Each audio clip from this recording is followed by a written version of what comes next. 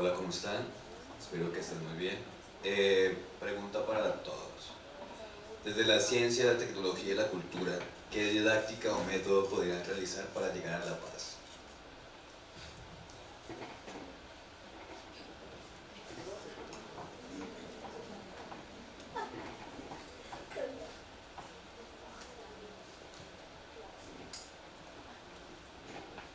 ¿Quién quiere iniciar? Pues sí, pues como yo siempre lo he dicho,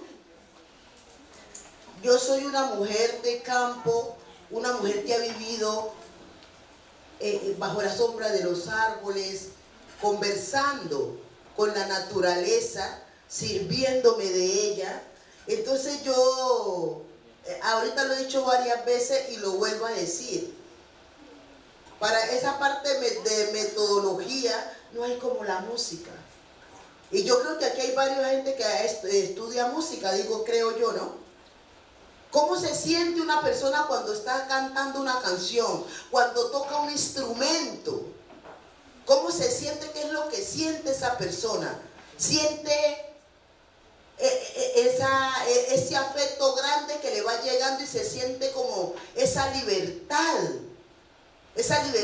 de expresión, esa libertad de poder cantar una canción. Su mente todo se le eleva, su mente se va y su mente todo su cuerpo se le conecta. O sea que, pues esa metodología que ahorita pues sacan, que no sé qué, pero bueno, la metodología se puede implementar también, porque pues se puede implementar. Yo la implemento con todas mis cosas que yo traje desde el Pacífico colombiano. Con esa yo la implemento, con el amor, ¿ya? Con esa hermandad. Todo eso, esa es la metodología que yo uso, ¿ya? Para que mis niños y niñas, esas personas que vayan levantando, porque pues ya los grandes, así como yo, ya uno tiene un poco de resabio ahí. Entonces, esos niños, esos renacientes, para entregarles esa metodología es esa, ¿ya? Que estemos de acorde con lo que es con la naturaleza, que respetemos la tierra, porque la tierra es sagrada, que respetemos los árboles. Pero usted se abraza a un árbol y le aseguro que usted lleva una intención, y esa intención se da cuando usted se abraza a un árbol. Usted se toma una hierba. Yo, por ejemplo, esta cosa así que le dan a uno estas cositas, de esas dos cositas que están colgando, no, mi amor. Yo soy de mis hierbas. Yo tengo mis hierbas y esas son las que yo hago, que yo mantengo bien. Y yo aquí, usted no me han de creer, que yo aquí voy para 70 años, como decía la abuela. Voy es para 70 años. Y yo no lo tomo. Entonces son todas esas metodologías que se le van dando a los chicos y chicas, las niñas, a los renacientes, para que ellos vayan viendo cómo es que se hace, cómo es que se trabaja y por qué se trabaja. Por eso la abuela Polinaria, 96 años, y se apaba a sus muchachos, porque allá no hay ese cuento de químicas, que no sé qué, que todas esas cosas. Entonces, yo no sé, la parte metodológica para mí es esa, la naturaleza. Ese amor que uno se profesa con la naturaleza, y ese apego que tiene. Por eso mi ombligo quedó enterrado en un árbol de guayabo. Bueno, esa pregunta que hace el joven me hace un llamado. Pues yo soy joven, relativamente joven, pero me considero un poquito tradicional. Entonces, para mí, es que el estudiante escriba en el cuaderno para mí pues es fundamental que lo tengan pues ordenado, la conversación, el diálogo, las discusiones que tienen que ver con el área de ciencias sociales, para mí es vital. Me traigo como una experiencia de una niña que me dice, profe, usted es un amor, una niña de cuarto, usted es un amor, pero copia mucho. Y esa frase también me cuestionó mucho, para yo reevaluarme. Apenas ahora, como 2 semanas, descargué la aplicación que está muy de moda, ChatGPT, y la estuve mirando, la estuve ojeando y me pareció muy interesante. Entonces esa pregunta me hace un llamado que debo de pues estar más actualizada a las nuevas tecnologías, pero también tampoco es que las tenga así aparte de mis clases, que no les muestre a los niños un video orientador, que no les haga un jueguito pues dinámico utilizando las herramientas que yo conozco. Entonces nosotros en el colegio manejamos una plataforma que se llama Santillana, que de pronto ustedes la conocen. Esa plataforma es muy dinámica, los libros son interactivos, hay videos, hay juegos. Entonces de esa manera me apoyo en el área de ciencias sociales. Muy buenas tardes, espero que se encuentren muy bien. A partir de la frase un pueblo con hambre es un pueblo enloquecido, pues me lleva a pensar de que es verdad, ¿no? ¿Cómo vamos a hablar de paz con una crisis social? Entonces, a partir de eso me surge como la pregunta, ¿cómo desde estos espacios pueden surgir las políticas públicas, culturales y los proyectos de ley que se encarguen de como de buscar una sociedad mucho más igual, mucho más justa, ¿no? Pues ya digamos que existen estos procesos, bueno, ya existen estas leyes, pero no se cumplen. Entonces, ¿cómo empieza a surgir esta incidencia política? No hablo desde la política partidista, sí, sino que hablo desde la política de cómo una comunidad se puede llegar a organizar para poder llegar a estos objetivos, ¿no? Y también me surge una pregunta desde una cuestión económica, desde estas economías populares, que es un término que surgió mucho de la empresa cultural, de cómo a través de estos procesos de arte se consigue esta sostenibilidad para una comunidad. Y no solo entendamos la economía como el intercambio de papel moneda por servicios, sino como también el intercambio entre servicios de una comunidad. Entonces también es para preguntar si se evidencia eso en los procesos comunitarios y cómo esto puede llegarse a potenciar. Vale, vamos a hacer de una vez la siguiente pregunta para que les puedan responder. Buenos días. Mi pregunta es dirigida a que en este momento, en este país, la mancomunidad, como yo le digo, LGBTIQ+, estamos de luto por la muerte de esta chica trans en Medellín, el asesinato, porque sí, es un asesinato, es un transfemicidio, y no es una noticia ahora, antes de llegar aquí, que se haya quedado solo aquí, en este circo de país en el que vivimos, sino que ya es el mundo el que en este momento tiene los ojos en Colombia. Yo me preocupo mucho, por ejemplo, la situación en el Catatumbo o en Buenaventura. ¿Qué está pasando con mis hermanas? Ay, hola.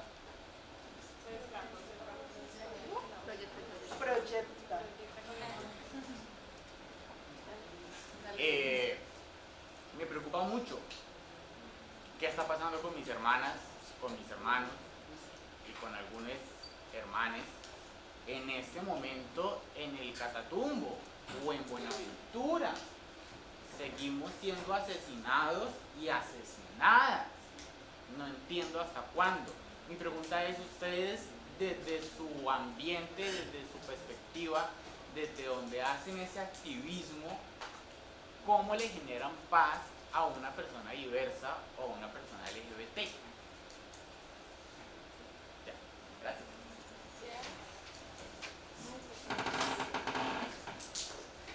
Damos paso para que puedan responder las dos preguntas.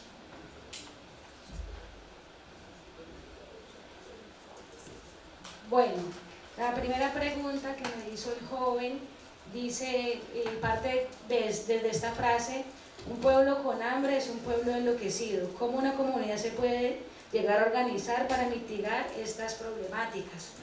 Entonces, desde el área, en el Colegio Santa María Estela Maris, trabajamos algunos proyectos sociales en comunidad con los padres de familia, para poder mitigar estas problemáticas que se encuentran también entre los mismos estudiantes. Nosotros estamos ubicados en el barrio Santa Isabel, es un sector de estrato, pues, estrato medio, los estudiantes, los padres de familia, su nivel socioeconómico es bueno, pero también encontramos estudiantes que tienen dificultades económicas y están en ese colegio. Entonces, desde las Eucaristías, vuelvo y parto de ahí, en cada Eucaristía los estudiantes llevan alimentos no perecederos, y esos alimentos no perecederos son entregados en ocasiones a familias que están ahí en el mismo colegio. Entonces ahí podemos pensar y saber que el Colegio Santa María Estela Maris trabaja en ese aspecto desde esa manera. Y luego la otra pregunta, ¿cómo generar paz a una persona que es diversa? Yo pienso que el mejor educador es el ejemplo que nosotros como maestros le damos a nuestros estudiantes, y desde ahí parte todo. Cuando nosotros en ocasiones tenemos preferencias por algunos estudiantes, que de pronto el estudiante que más sobresale, o el estudiante que todas las actividades las hace, o el estudiante que de pronto es líder, tenemos de pronto esa fijación por ellos. Entonces, pues yo desde mi área de ciencias sociales, pues yo me fijo más e intento por trabajar más con el estudiante vulnerable, con el pronto el que es callado, con el que es retraído, por decirlo así, para que él pues se vea en él que puede hacer cosas bien y puede hacer cosas mejores. Entonces esa es la forma que yo desde el área de ciencias sociales personalmente contribuyo a generar una cultura de paz por una persona que es diversa, no solo pues sexualmente, sino étnicamente, en su forma de ser, en su forma de pensar. La primera que hizo el compañero es bajo la frase de un pueblo con hambre no trabaja. Entonces, ¿cómo funciona eso y cómo se organizan los territorios para salir? Bueno, yo esa pregunta lo que diría ahí era, no hay que dar el pescado, sino enseñar cómo coger el pescado.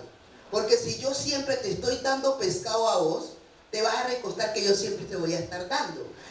Entonces yo doy una vez y después de ahí enseño a que tú pesques, ¿ya? Para que cojas tu pescado y sigas fortaleciendo cómo vas a vivir para no seguir con el hambre, ¿ya?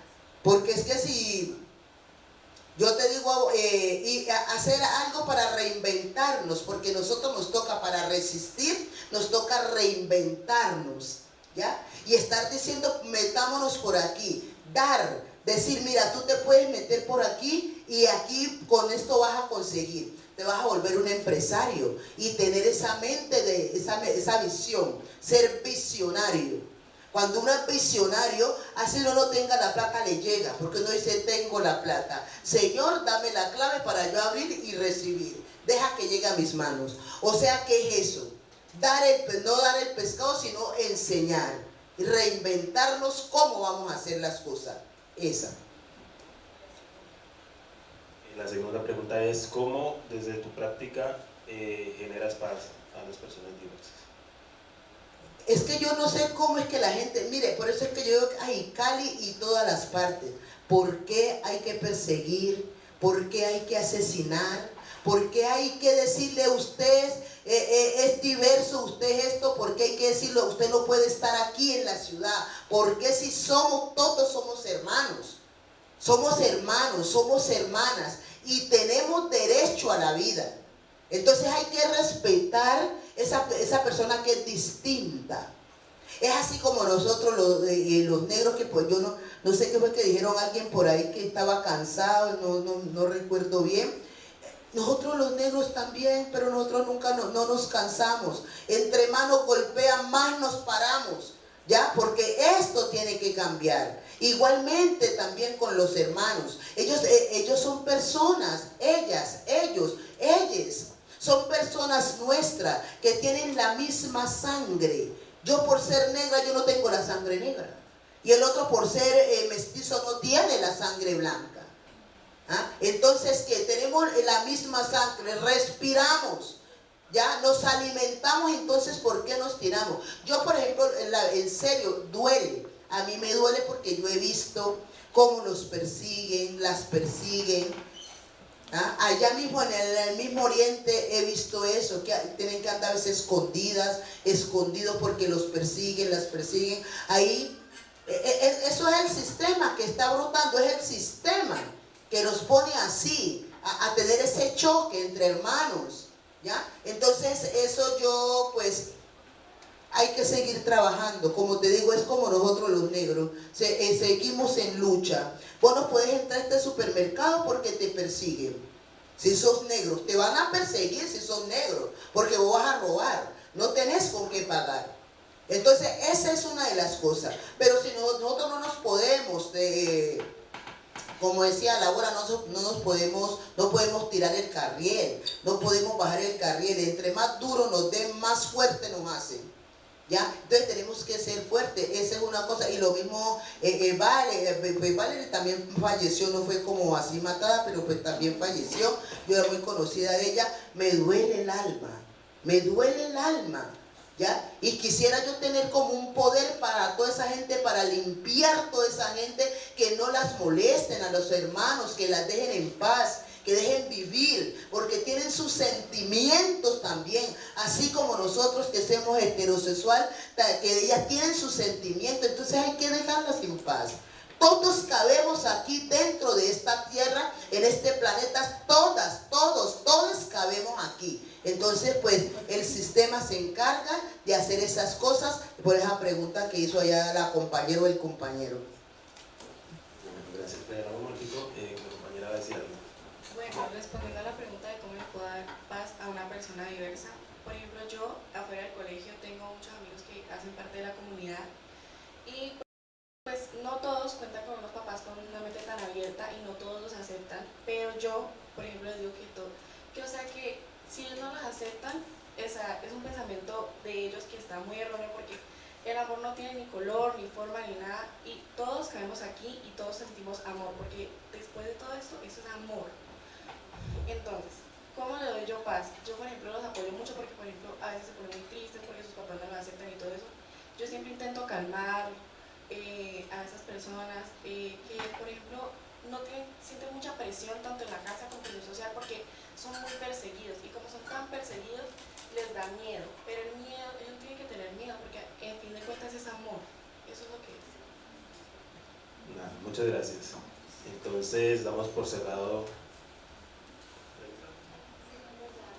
Ok, bueno, creo que el tiempo se nos acabó, entonces Es para hacer una invitación a que sigan @la pampa de la comadre, porque próximamente vamos a hacer el lanzamiento para que todos los que estamos aquí presentes vayamos a la manigua y a sentirla, ¿vale? @la pampa de la comadre en Instagram.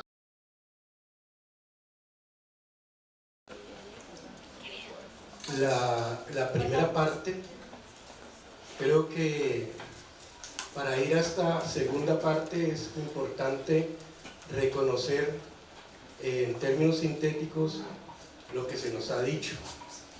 Y creo que a partir de esa primera parte que se nos dice que hoy estamos reunidos para conversar, para versar sobre las pesquisas de nuestras vidas en coexistencia con nuestros territorios y con aquellos que anhelamos un buen vivir. Creo que también se hace interesante pensar la paz también desde el aula, la escuela como un lugar de convivencia y de intercambio. Es un territorio que no es ajeno, ya que acoge a los que la hacen posible, la comunidad o la zona de quienes ahí van. La escuela no es un lugar de adiestramiento, es un lugar de acogida. La escuela es algo más que un lugar de conocimiento, es de reconocimiento, de intercambio, más que de disciplinamiento. Creo que a partir de, digamos, esas ideas fuertes que nos dejaron en la primera parte, podemos continuar con nuestra segunda parte.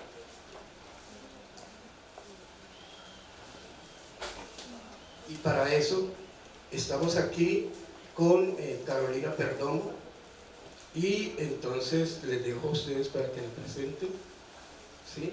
Y luego le daremos la palabra a Carolina.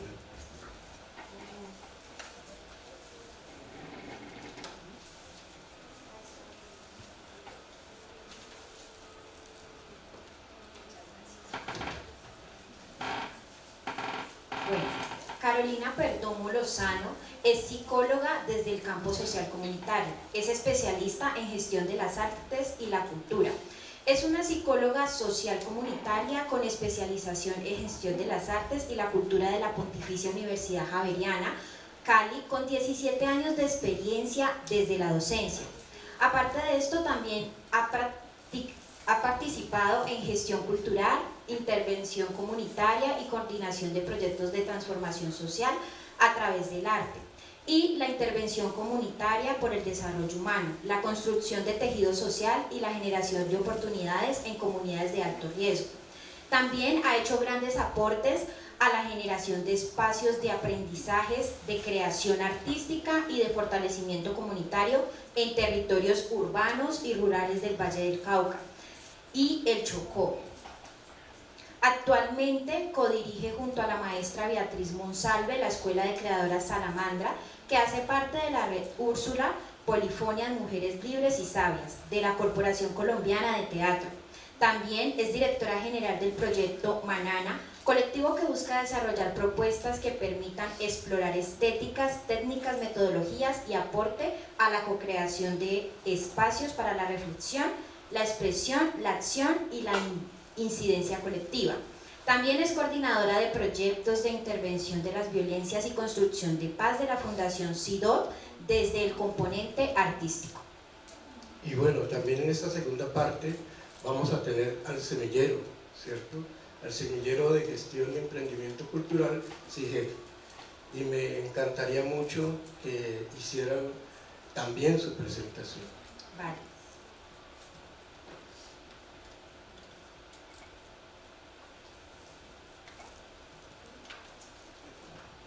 Bueno, como ya me presenté antes, mi nombre es Eduardo Reina para los que me conocen, solo Reina.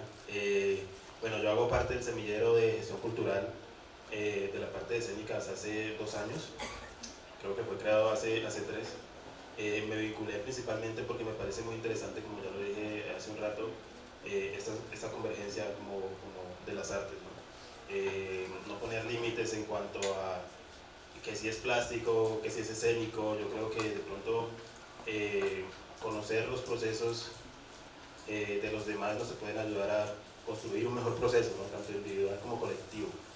Y ha sido muy interesante, digamos, entender otras perspectivas desde el cuerpo, cómo funciona el cuerpo, cómo manejar el cuerpo. Digamos que desde la parte plástica mi proceso ha sido totalmente diferente, al uso de materiales, al uso de otras cosas, ¿no? Entonces me he enfocado más en eso. Cuando llego al semillero, pues descubro esta cosa de conocerse a uno mismo, reconocerse a uno mismo, sus gestos, su corporalidad también.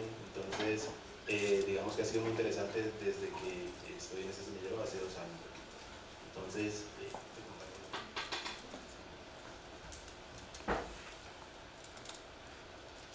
buenos días, ¿cómo están? Bueno, estoy muy feliz por esta invitación. Mi nombre es Bunner Tancur.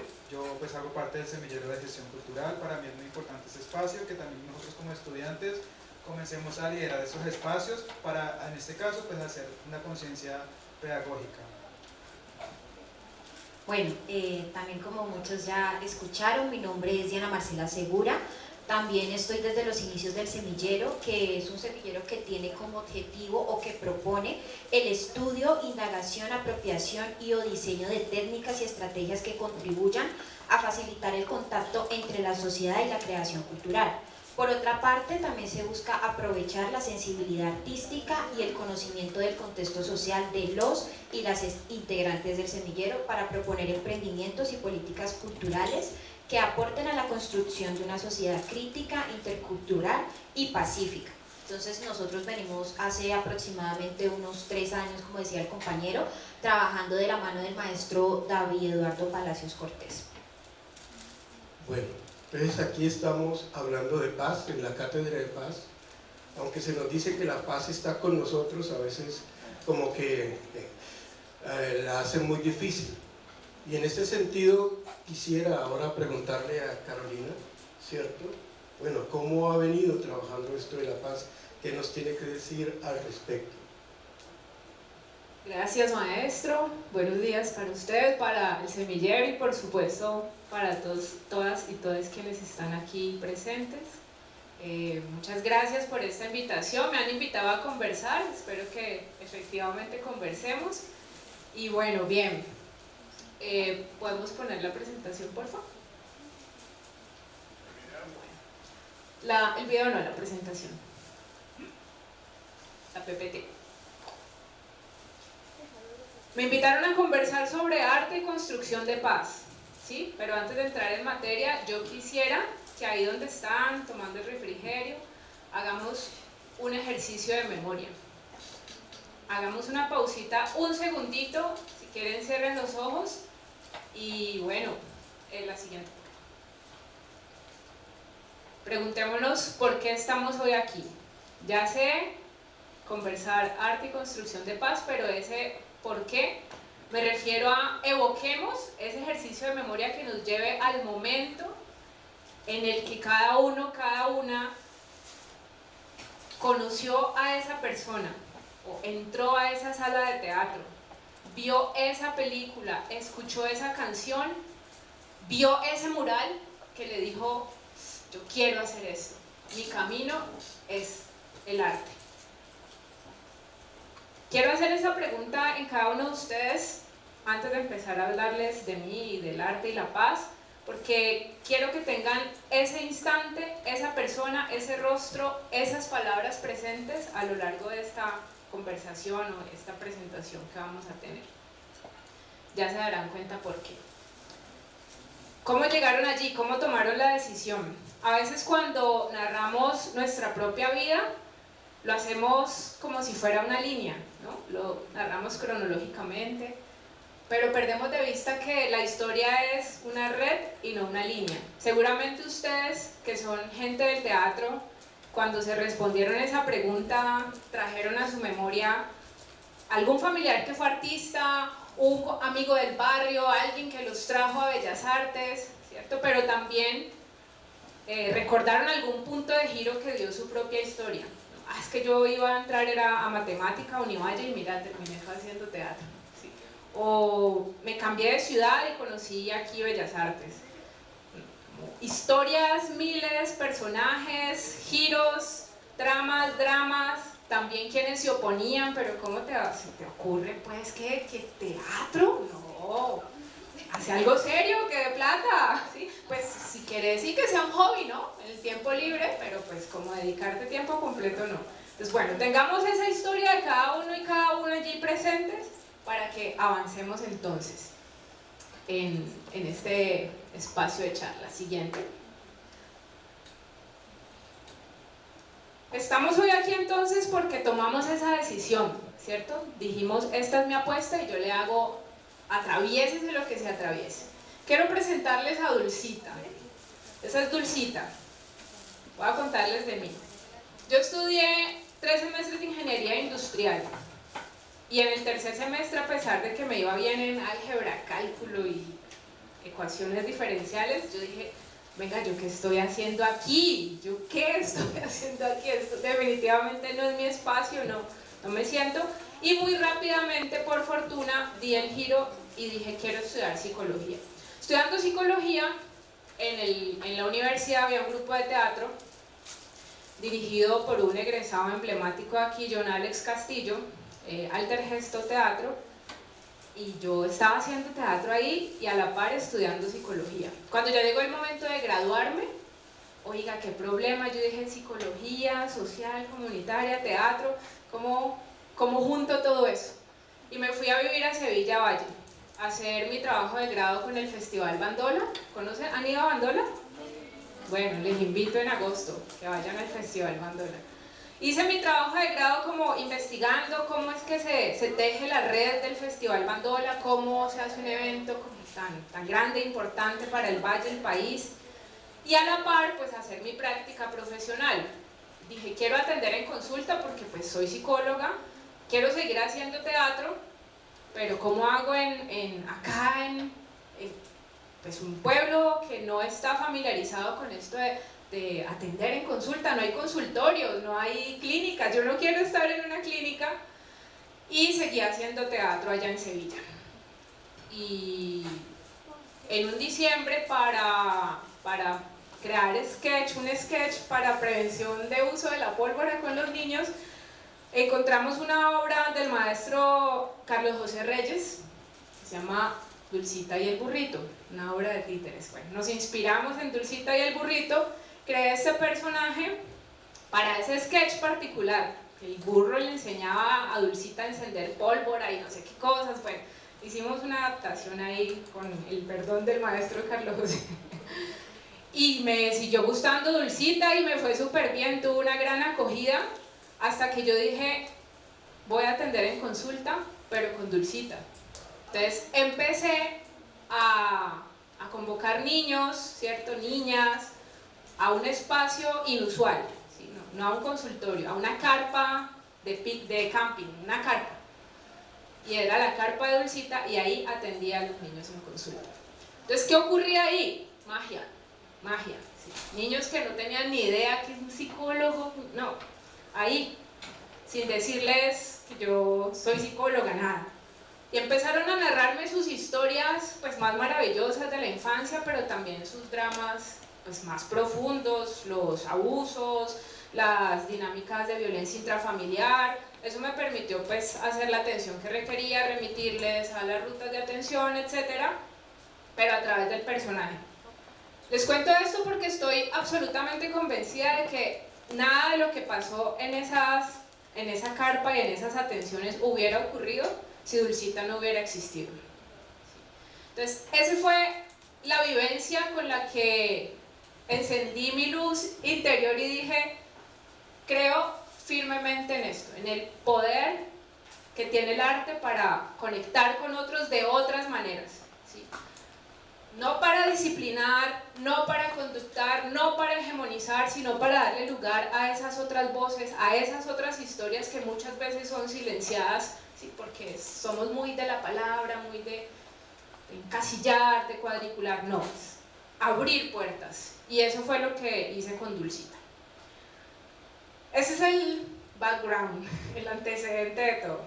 Empecé a creer en esto del arte no solo para la escena y para el goce estético y el disfrute de un espectáculo, no, para esas otras posibilidades. Sigamos entonces. Bueno, antecedentes, temas que ustedes ya conocen. No podemos perder de vista la ciudad en la que estamos, ¿cierto? ¿En qué ciudad estamos? Pues una ciudad que está marcada por una historia de violencia, la llegada de víctimas del conflicto armado, de población migrante, no solo venezolana, migrantes de otros lugares del mundo. Tenemos una fuerte herencia del narcotráfico, ¿sí? El narcotráfico con todo lo que ha implicado, no solo las redes que existen en los barrios, las bandas, sino esa forma que nos deja el narcotráfico de hegemonizar los cuerpos y las formas de vida, ¿no? Los cuerpos de las mujeres, las formas de ser hombre, de conseguir el dinero, de comprar, de gastar, de poner ese foco tan encendido en el dinero, ¿no? Y en las formas de conseguir lo que parecieran fáciles. Sin dejar de lado, por supuesto, las violencias estructurales, la desigualdad, la falta de oportunidades que ya se comentaron en el primer panel. Y un buen número de niños, jóvenes, en contextos populares, sin oportunidades. Sin oportunidades y con la idea de perseguir ese sueño del dinero fácil, ¿sí? Quiero tener es billete, yo me quiero estapar en billete. Entonces, ¿qué surge ahí? ¿Qué nos damos cuenta cuando los jóvenes entran en la ilegalidad? ¿Qué puertas se abren ahí? ¿Dónde van a parar los jóvenes cuando el camino es la ilegalidad? Díganme ustedes, chicos. ¿Qué posibilidades hay? La cárcel, ¿cierto? Correccional, la muerte. más violencia, ¿sí? Entonces, son puertas que se abren para conformar grupos, para generar dinero y hacerle contrapeso a eso, porque estamos hablando a veces de montos considerables de dinero, ¿sí? Un joven en el barrio fácilmente por una vuelta en una mañana se puede ganar 1 millón, 2 millones de pesos, ¿cierto? Y decirle, no, venga, suelte el arma, pásese para este lado, vamos a cantar, vamos a rapear, hacerle contrapeso a eso es bien complicado. Ese es el contexto en el que tenemos, que no es desconocido para ustedes, lo sé, ¿cierto? Venimos también de barrios, han trabajado en estos contextos, las escuelas públicas, conocemos cómo funciona. Vamos entonces a la siguiente. Mucho se nos habla también de paz, posconflicto, y son palabras que las repetimos tanto que empiezan a vaciarse de sentido. ¿Qué es eso de paz? Venga ya. La paz es la paloma blanca, la paz es el símbolo de la paz, la paz es el mandala con flores. ¿Qué es eso de la paz? La paz es que nos abracemos todos y nos tratemos bien. No, hay temas que pensarse ahí a la hora de hablar de paz. Es todo lo anterior, desde lo simbólico, pero hay asuntos importantes. Entonces, ¿a qué me quiero referir yo en este momento si queremos hablar de arte y construcción de paz? En el primer panel me pareció muy importante que la mayora señalara esas desigualdades estructurales, las dinámicas de violencia y conflicto que se viven en zonas pues alejadas, en el Pacífico, en otras regiones de Colombia, pero me parece importante también, siguiente porfa, poder hablarles aquí de, mira que eso sale cortado, qué pesar. Bueno, a la hora de hablar de construcción de paz, también debemos mencionar el derecho que tenemos todos a la ciudad. Todos, todas y todes. Cabemos, tenemos que caber. Y en ese ejercicio del derecho a la ciudad, podemos ser capaces de producirla, transformarla y vivirla dignamente. ¿Sí? ¿Les suena algo ahí como hacer arte en el espacio público? Es una posibilidad, ¿no? Siguiente, porfa. Hay un gran potencial en ese camino que cada una y cada uno ha elegido, ¿sí? Tiene que ver, la siguiente diapositiva, por favor. Tiene que ver con ese reconocer en el escenario ciudad, y bueno, digo ciudad, pero también podríamos decir ciudades, porque no es una sola, sino la ciudad diversa, la ciudad rural, la ciudad ladera, la ciudad orilla del río. El derecho a la ciudad, ¿sí? Es donde el arte en el espacio público es una forma de ejercerlo. Ejemplos tenemos por doquier. Salimos, transitamos murales, grafitis, stencil que avivan ese espacio. Ustedes como semillero también deben tener ahí un montón de experiencias que pudieran relatar en términos de arte en el espacio público. Sin dejar de lado los procesos artísticos comunitarios, que así como Chontaduro, así como esas otras formas de configurarse como colectivos, como comunidad que hay en los sectores populares, reconfiguran las dinámicas, ¿cierto? Sabemos que se arma un grupo de música en el barrio, algo pasa, ¿sí? Salen los pelados a la cancha, ya no a consumir sustancias, sino a rapear, a hacer skate, a pintar, algo pasa. Se reconfiguran esos territorios, que suelen ser, sí, estigmatizados, lo sabemos, por la violencia, lo que vemos por las noticias todo el tiempo, pero en cuanto algo novedoso ocurre, se transforma. Llama la atención, la gente quiere saber qué pasa, y algo muy importante es que se pueden visibilizar las memorias que históricamente han sido silenciadas, ¿cierto? Como en aquellos barrios donde han ocurrido casos pues, de violencia importantes, que todos sabemos que suelen ser noticia de un día, de una semana, de 15 días. Hay que mantener esa memoria viva. Lo que pasó con los niños en Llano Verde, lo que pasa con la comunidad LGTBIQ+, o sea, eso hay que llamarlo a la memoria, hay que tenerlo siempre presente. ¿Y cuál es el escenario predilecto para esto? Pues la calle, el barrio. No puede quedarse en una exposición fotográfica de museo, donde van unas cuantas personas, ya. Esto hay que sacarlo a la calle. Entonces es ahí donde ese derecho a la ciudad se puede ejercer. Lo de la estética del habitar también es política, ¿sí? ¿Quién nos define a nosotros qué es lo bello? ¿Qué es lo lindo? ¿De qué se puede y qué no se puede hablar? ¿Qué se hace visible y qué se borra? Entonces, ahí ustedes, como licenciados en artes, en teatro, con la polifonía de voces, con los múltiples lenguajes que tienen, pues tienen un montón de posibilidades para decir, bueno, aquí estamos, hacemos presencia y también podemos definir qué es lo que queremos hacer visible, ¿sí? De qué queremos hablar, sin imposición ni blanqueamientos de murales ni de la producción artística en general. Entonces, siguiente, por favor. ¿Está ahí cómo vamos? ¿Voy muy rápido? Es que siento que tenemos poquito tiempo. Listo, bien. Otro tema importante a la hora de hablar de paz y construcción, de arte y construcción de paz es la posibilidad de democratizar el acceso a la cultura. No podemos quedarnos con la idea de que el arte es lo que ocurre en las salas de teatro, en los museos, ¿sí? en las salas de cine. El arte es lo que ocurre también en la esquina. Y el arte es a lo que invitamos a estos chicos, en lugar de estar en el güireo y el chacaleo, es venga también, atraigámoslos a que hagan otro tipo de actividad, generarles oportunidades desde el arte. ¿Cuántas salas de teatro hay en Cali? ¿Quién sabe cuántas salas de teatro tenemos hoy en Cali? Hoy por hoy. 14. Activas. 14. 14. ¿O 15? Bueno. Porque ahí también el surgimiento de algunas salas alternativas que no se cuentan como formales, ¿no? Así es. ¿Y cuánta gente que hace teatro hay en Cali? Que hace música, que hacen artes plásticas, gráficas en general, poesía. O sea, a lo que quiero ir es la proporción de escenarios para hacer arte y la cantidad de artistas que hay de toda índole con formación, empíricos, de Bellas Artes, de Univalle, del IPC, de los escenarios que quieran, pues hay un desbalance ahí, ¿no? Hay un desequilibrio entre los escenarios. Ahí está la matemática clara, ¿no? No hay sala para tanta gente.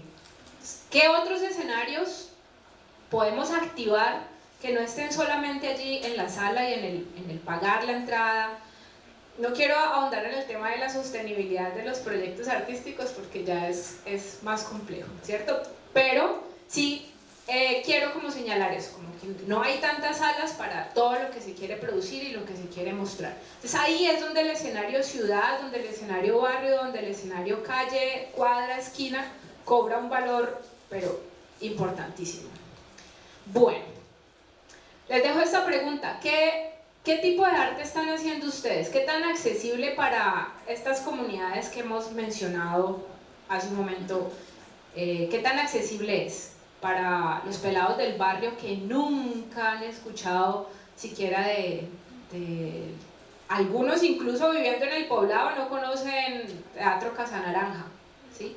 Incluso algunos que pasan por el centro porque camellan por ahí no han entrado nunca al teatro municipal. Entonces son escenarios que empiezan a cerrarle puertas a los jóvenes o no les cierran puertas, simplemente no han tenido la posibilidad de acceder a ellos, ¿cierto? Entonces es importante considerar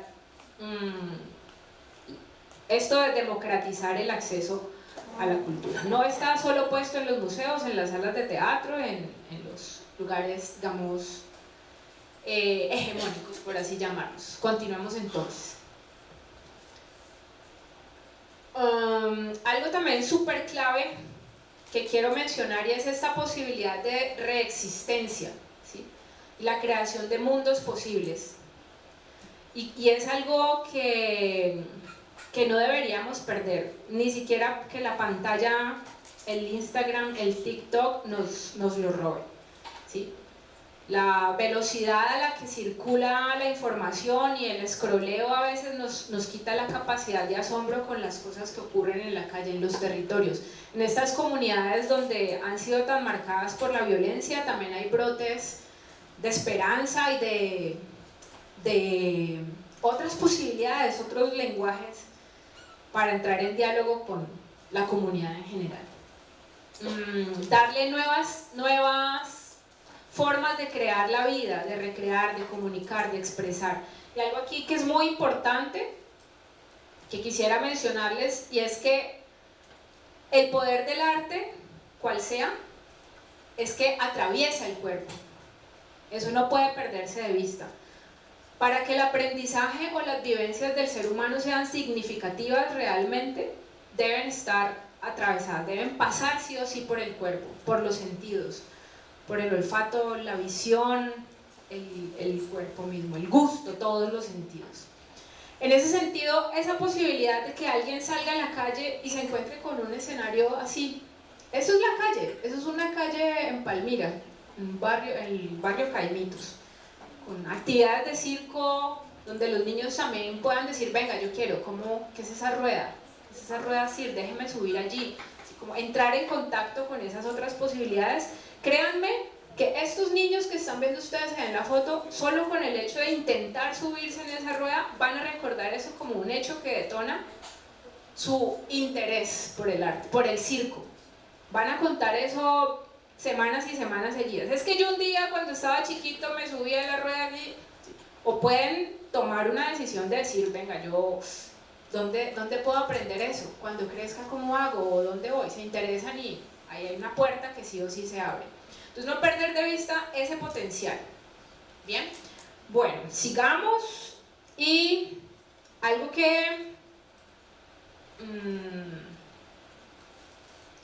algo súper clave también que quiero mencionarles en la siguiente diapositiva,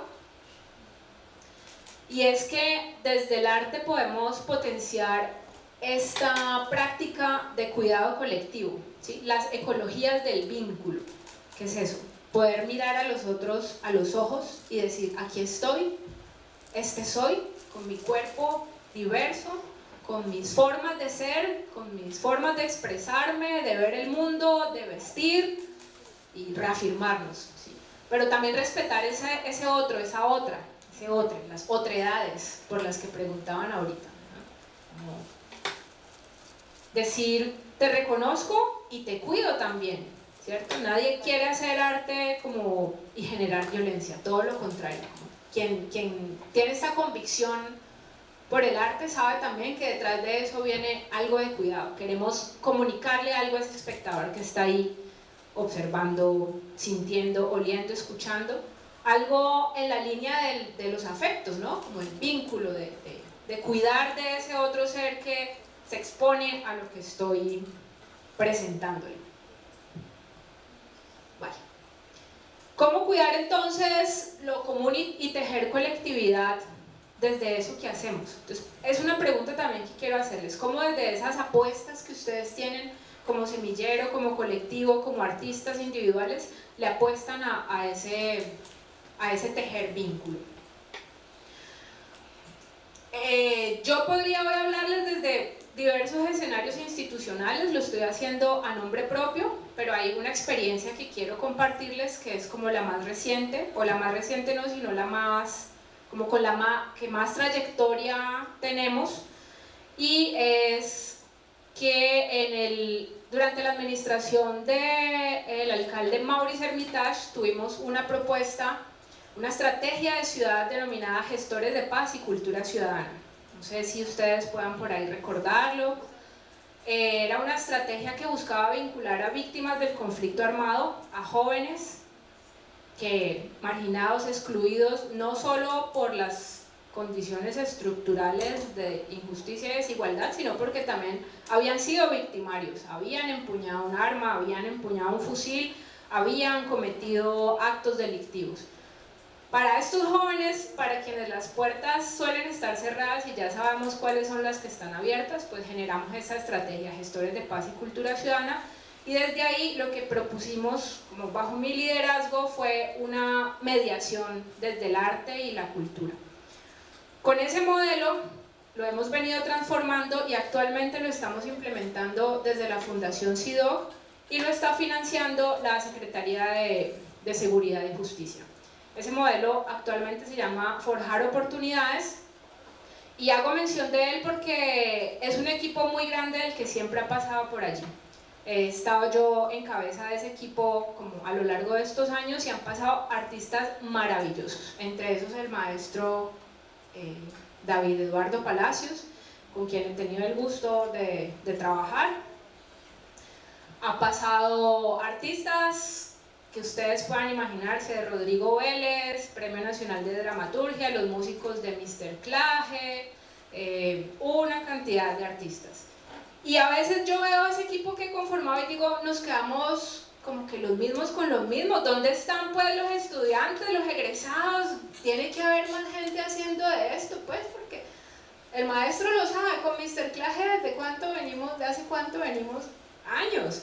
Me dice, venga, ¿dónde están los nuevos músicos también que le apuestan al arte de la construcción de paz? ¿Dónde están los otros de teatro? Entonces, desde mi mirada sí creo, y quiero decirles a ustedes que ya están en el camino del arte y apostándole a los escenarios y a esto que estamos pues aquí conversando, que es súper importante que así como trajeron a la memoria el momento en que decidieron hacer arte, identifiquen cuál es esa vocación que tienen, porque no todos tenemos que hacer lo mismo, ¿cierto? No todos tenemos que irnos para el barrio, no, pero si yo no quiero, si yo quiero ser un oboísta de la filarmónica y dedicar, maravilloso, ¿cierto? Háganlo bien hecho, pero quienes creemos en esto, pues tenemos que creer de verdad y empezar a nombrarnos desde ahí. Se los digo ¿por qué? Porque en los procesos de selección de los artistas que a veces adelanto, no logran evidenciar, narrar o mostrar como todas las maravillas que cotidianamente hacen o la trayectoria que puedan tener. Y ustedes que han estado como no solo en formación sino en creación permanente, pues tienen todo un potencial para decir esta es mi metodología, ¿sí?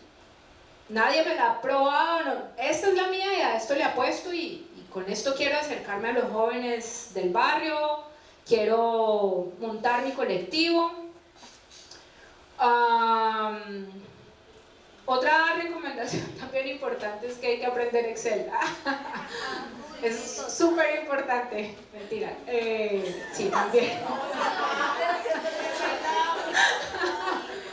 No, como poder equilibrar toda la capacidad de innovar, de creación, pero también poner un poco los pies en la tierra y saber de qué va todo esto, en qué contexto social estamos, pero también cómo vamos a formular los proyectos, ¿cierto? Cómo es que vamos a escribir, cómo vamos a sacar un presupuesto, cómo sabemos cuánto vale la propuesta que yo estoy escribiendo. Cuando se quiere pues buscar recursos, tener una sostenibilidad ahí para el proyecto. Entonces lo de Excel es un poco en chiste, pero un poco en serio también. Entonces, bien, la siguiente ya es como contarles con un video la experiencia que tenemos en Forjar Oportunidades, por donde han pasado, ya les dije, músicos, artistas de teatro, de la danza, de la música, de las artes plásticas, y cómo quisiera yo poder acercar mucho más a ustedes, a la academia, a los jóvenes que se están formando, a los futuros licenciados a este tipo de procesos. Entonces acá voy a compartirles, es un video, pues, dura como 9 minutos, ¿me dejan verlo todo? No. Bueno, estas historias que van a ver son algunos de los jóvenes que han participado del proceso. Entonces, pues, volumencito y arrancamos. Seguimos en la buena. En la buena. Seguimos caminando siempre en la buena. Dejar el barrio, el nombre del barrio en alto, pero no como que él salió ahí, sino que mira cómo el barrio se transformó. ¿Qué se pudo hacer? Es un lugar de paz, un lugar turístico, un lugar agradable, por eso hay mucho talento. Entonces, más que todo, también mi parte de sueño es ser un líder social, pues para impulsar también las oportunidades de otros jóvenes que también quieren salir adelante igual que uno. Y pues la verdad ese es mi verdadero sueño. Bueno, en el momento que yo decido cambiar mi vida fue hace unos 4 o 5 meses, después de haber empezado el proceso de formación con la fundación, ya que pues por conflictos personales una persona me agredió físicamente y la cual me hizo perder mi bebé. Tomé la decisión de cambiar de estilo de vida porque sé que esto me estaba perjudicando muchísimo en lo emocional, psicológico y físicamente. Agradezco mucho por el apoyo, ya, por todo lo que han generado, por todo el impacto que han generado, no solo en mí, sino en muchas personas. Quiero pues felicitarlos pues, por todo esto que han logrado, porque pues han convertido a muchas personas en grandes, y pues aquí estoy yo como ejemplo, que me siento grande en este momento y de lo que falta. Yo tuve como 3 años en bienestar porque mi mamá estuvo en la cárcel, mi madre estuvo en la cárcel, entonces fue un tiempo muy duro porque no estaba ni con mis hermanos mayores, ni con mis hermanas, y todas mis hermanas también la mandaban para bienestar familiar. Cosas en el distrito no se dan a veces si uno no busca cómo luchar. Y gracias a Dios mamá nos ha enseñado cómo ir aprendiendo a seguir. Que el estudio nos lo ha dado, que gracias a Dios, eso es muy importante para nosotros.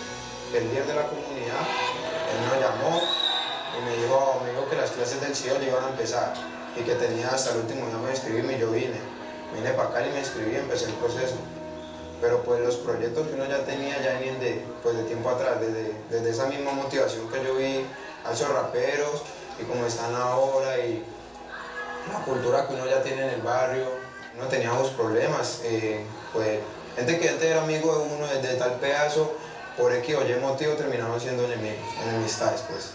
Ya el ponche se acaba, ya no hay más ponche, ya no hay más esquina, mucha gente se va del país y pues mi amigo y yo decidimos irnos para Medellín a buscar una oportunidad de trabajo. Mi barrio pues significa mucho, ¿ya? Pues ahí fue donde yo crecí, donde yo me creé, la verdad de ahí saqué mi talento como tal, lo forcé ahí con los muchachos, no en los mejores ámbitos.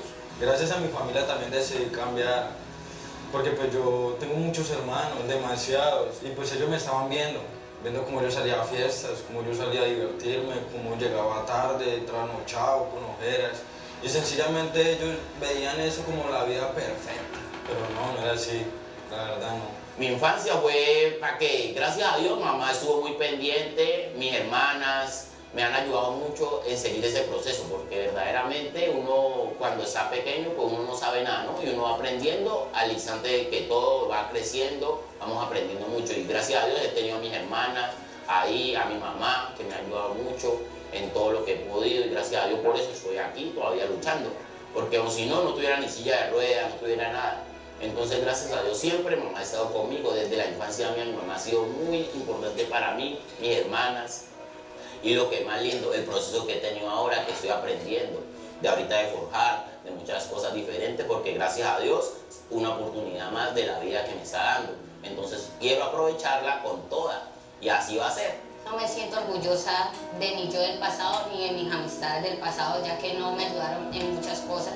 Antes me ayudaron a fundirme cada día más. Fui una persona conflictiva, que me gusta pues, estar en la calle, consumiendo pues drogas, dañando mi vida, dañándole la vida a otras personas, algo que no me llena de orgullo ahorita decirlo, porque pues es algo que también daña a mis hijos, ya que tengo 2, esos niños son el motor de mi vida. Mi hermanita, mi hermana menor ya estaba cogiendo esos pasos. Cuando yo vi, no, sencillamente me dolió mucho. Y entendí cómo me ven mis papás a mí cuando me ven en esas. ¿Ya? Ese fue uno de los motivos por los cuales quise cambiar. Y ahorita, pues es que soy un orgullo. Ellos están orgullosos, quieren hacer lo que yo hago, toman la iniciativa de buscar lo que a ellos les gusta.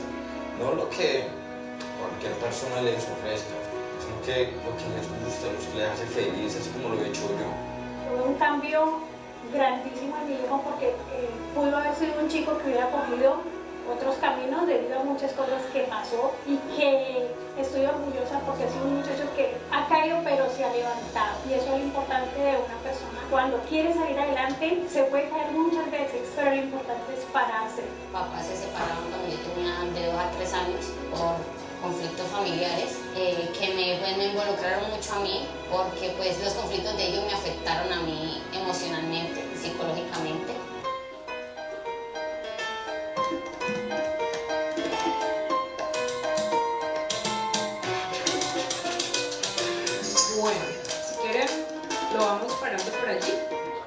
¿En qué escenario estaban estos jóvenes?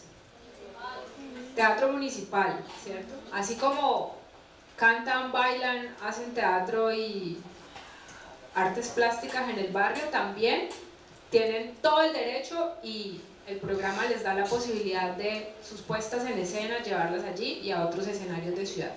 Con estos jóvenes es bien complejo trabajar, ahí los están viendo, no son los más juiciosos de egresados de un colegio privado de la ciudad, ¿cierto? No son como los más aconductados, disciplinados, han cometido actos delictivos, tienen antecedentes penales, tienen su historial, ¿cierto? Ahí también hay que valorar el perfil de los profesionales, los artistas con los que trabajamos, porque no todo el mundo se anima como a medirse ya a un grupo de 30 jóvenes con estas características. Pero entonces ese es el llamado. ¿Cuál es el llamado para ustedes? Es la invitación a que identifiquen cuáles son esas comunidades de interés, cuál es esa población con la que ustedes sienten afinidad, cuál es ese público al que les gustaría llegar y cómo ustedes conectan con esa vocación. Y bueno, los escenarios donde juntar arte y paz son infinitos, son innumerables. De esta manera quiero cerrar porque pues quiero ser como respetuosa con los tiempos. Por último decirles que el arte no es una varita mágica, acá no es una varita mágica que cura todos los males de la sociedad, ¿sí? Lo que el arte sí tiene es un gran poder de humanización y sensibilización. José Antonio Abreu, el gran creador del sistema de orquestas de Venezuela, dijo en algún momento que una de las formas más dramáticas de la pobreza, no solo material sino espiritual, es no darles acceso a las personas al arte, ¿sí? Pues, no lo olvidemos, estamos aquí para abrir puertas, para aprender también, para crecer allí en el diálogo con los otros, y nuestra mejor herramienta, nuestra mejor posibilidad y el lenguaje predilecto es desde el arte. Muchas gracias.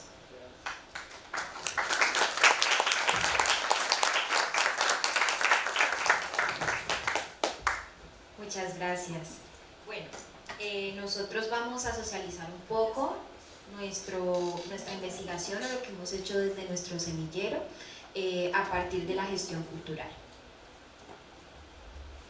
Listo, bueno, Bellas Artes, Colombia y mi tirajería. Vamos a hablar un poco respecto a cómo ha sido este proceso. Antes de hablar, es importante tener una introducción de cómo inicia el semillero. El semillero es de gestión cultural, directamente en un primer momento, gracias a una investigación que realizó el maestro Palacios. En este caso, pues trabajaba lo que era el ecosistema teatral.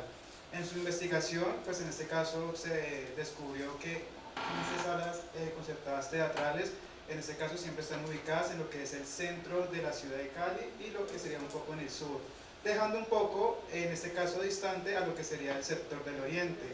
Nosotros también identificamos que Cali es la primera ciudad de Colombia con más población negra y el segundo a nivel nacional de Latinoamérica, que el segundo puesto a nivel de latinoamericano después de El Salvador, de la Bahía de Brasil. Como comenzamos a identificar estas problemáticas donde pues este sector vulnerable, violento, no podía acceder a lo que serían los espacios culturales, comenzamos también a pensarnos como desde la producción, cómo podemos en este caso llevar también espacios, que en este caso lo que sería, lo que tú comentas un poco de dónde nacen nuestras raíces, cómo está, cómo se expone, cómo es la importancia de que eso sea visible frente pues, a lo que sería el sector caleño, ¿listo? Bueno, también nosotros hablamos desde investigadores, investigadoras, con el fin de poder exponer y visibilizar estos temas que para nosotros es muy importante. Esta investigación pues, que nosotros comenzamos a realizar fue gracias a una convocatoria que abrió pues, la institución, ganamos, entonces pues ahí nosotros comenzamos a pensarnos, bueno, entonces si veamos como desde el ecosistema que en este caso el teatro no está para todo el mundo, entonces ¿cuál sería ese teatro negro que comienza a identificar lo que sería Cali? Comenzamos a identificar que en los diferentes espacios pedagógicos, universitarios, pues no hay referentes negros que en este caso lideren a lo que serían las puestas escénicas. O sí los hay, pero entonces en este caso no somos, en este caso como institución presente, o resaltamos teniendo presente que es importante. Bueno, entonces teniendo eso comenzamos a gestionar lo que sería directamente nuestra visión frente a lo que sería la definición de teatro negro con diferentes investigaciones. Esta investigación pues se tiene presente de que no es neutra, directamente sí tiene un compromiso ético, porque pues vemos lo que es la cultura como un territorio que directamente tenemos que visibilizarlo, que está constantemente en lucha, ¿vale? Entonces siempre hablamos desde la lucha, de lo que es en este caso la memoria y lo que es en este caso la paz, ¿listo? Entonces como primer punto, como introducción, pues comenzamos a ir a hablar desde ahí. Por ejemplo, hablamos desde nuestras raíces, de lo que somos como persona, no solamente la comunidad afro, sino como los indígenas, en este caso también cómo convergen lo que serían pues las poblaciones, ¿listo? Que están en este caso vulnerables. Este como primer punto, hablamos desde ahí y pues acá los compañeros van a complementar. Bueno, sí, un poco con relación de lo que decía el compañero, también como investigadores o desde el semillero de gestión, nos preguntábamos también cómo desde lo cultural uno hace precisamente para lo que decía la maestra Perdomo, cómo uno puede generar o gestionar recursos sólidos que puedan a partir de eso uno crear o construir, no sé, talleres o construir también herramientas pedagógicas para diferentes poblaciones. Entonces a partir de esto y de los diálogos que se gestaron en el semillero anteriormente, llegamos a la conclusión entre todos que era necesario iniciar un proceso de investigación. La investigación decidimos que fuera afrocentrada, ya que la mayoría de las personas que están en el semillero se reconocen como personas afro y también se reconocen como personas indígenas. A partir de eso nos preguntamos cómo crear un producto escénico a partir de la práctica y la reflexión alrededor de los conceptos relacionados al afrocentrismo.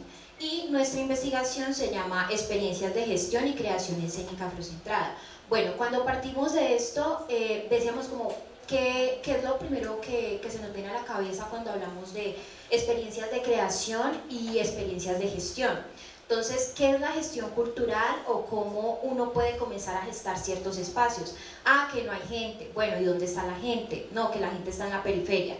¿Cómo hacemos para que estas personas que están en la periferia puedan acceder o puedan llegar a vislumbrar o a experimentar también lo que son los espacios artísticos, tal como lo decía la maestra? Entonces, a partir de esto, nos planteamos, bueno, si Mahoma no va a la montaña va a Mahoma. Entonces comenzamos a generar unas propuestas y una investigación que tenía como objetivo principal, bueno, vamos a convocar a toda la gente, vamos a convocar a diferentes maestros. Y dijimos, claro, hay muchos maestros que inclusive no han tenido la posibilidad por tiempos, por un montón de cosas, de dar diferentes talleres o de compartir su perspectiva de vida. Fue así como nosotros dijimos, bueno, vamos a hacer esta investigación en dos partes. Entonces, la primera parte, vamos a tener invitados especiales para que compartan con nosotros sus procesos de gestión y sus procesos de creación desde la parte escénica. Lo hicimos tanto con maestros como de teatro, que fue el maestro Eder. Lo hicimos con la maestra Indira, que es una maestra desde Medellín, vino para acá y dio un taller en Univalle de lo que son las danzas afrocolombianas, basándose también en diferentes recursos que ella tiene porque ha sido investigadora también de las danzas africanas y de las danzas cubanas. Y a partir de esto también dijimos, claro, nos hace falta desde la parte musical. Entonces conectamos con la maestra Cintia Montaño, que tiene un proceso artístico muy profundo y significativo desde la parte musical, pero que también ella trabaja con la comunidad. Cuando nos reunimos la primera persona que nos reunimos fue la maestra Cintia, nos reunimos en el espacio Blackground. Para nosotros también era importante decir, bueno, qué espacios también se están dando en la ciudad, aparte de los teatros consolidados o de estos teatros que ya todo el mundo reconoce. Entonces, pues el maestro David nos compartía, bueno, en Blackground hay un espacio súper chévere, se pueden hacer un montón de cosas. Hablamos con, bueno, se me olvida el nombre, pero con la persona encargada de Blackground. Dijimos como no, vamos de cabeza y comenzamos a trabajar desde este espacio. Ahí nos reunimos con la maestra Cintia. Cuando la maestra Cintia nos habla de su proceso, no solamente nos dice como miren, yo soy una artista musical y hago esto y aquello, sino que también nos propone estrategias de gestión desde la parte musical. Cómo ella gestiona un producto artístico que está ligada a la parte comunitaria. Entonces ella nos decía, no, en ocasiones con las madres hacemos de todo para poder llegar a ciertos espacios o para que los niños de nuestro territorio, de nuestra comunidad, que en este caso es en el oriente, puedan acceder también a la parte musical. Entonces ella nos decía como yo en ocasiones me invento talleres, hacemos ollas comunitarias, comenzamos a trabajar con los chicos del espacio. Aparte de eso, cuando yo voy a gestionar mi música, muchas veces sale del bolsillo de uno de hacer, no sé, la rifa, de hacer el postre, el sancocho, bueno, todo este tipo de cosas para poder llegar y comenzar a gestionar su producto artístico. Esto es importante porque también como gestores o como estudiantes que estamos en este proceso de la gestión cultural, nos hacíamos la pregunta desde el semillero, bueno, ¿cómo nosotros, entendiéndonos como individuo también, vamos a hacer la propuesta de qué tipo de arte quiero hacer o cómo es el tipo de relación que tiene mi arte con lo comunitario, si es lo que me interesa o si no es lo que me interesa de manera indirecta también cómo impacta. Luego de esto también tuvimos como un proceso muy enriquecedor con la maestra Indira. De hecho el maestro Chucho también fue uno de los ponentes en un conversatorio que se dio aquí en la universidad, en donde cada uno también expresaba cómo ha sido la parte de la gestión o cómo han llegado esos hallazgos desde lo teatral, desde lo musical, pero también desde la danza, para poder concretar o reconocer ciertas cosas que ya desde la cultura afrocolombiana tenemos. También otro de nuestros ponentes también, como les decía, la maestra Indira, que también tiene un proceso con el maestro Rafael Palacios, y ambos nos decían también como obviamente uno como artista trabaja muchas veces por convocatorias y eso es 100% válido, pero también las convocatorias llega un momento en donde solamente son en un momento específico del año. ¿Qué pasa también cuando se van las convocatorias? ¿Qué pasa cuando el artista ya no tiene ese proyecto? ¿Cómo gestiona otras cosas como la alimentación, como el pasaje, como el pago a los actores si va a montar una obra de teatro? ¿Qué se hace ahí? ¿Y por qué siempre como artistas estamos en esta constante pregunta de, bueno, estoy gestionando pero no me alcanza ni siquiera para mis recibos, para mis hijos? Bueno, todas las cosas que también uno como artista se pregunta.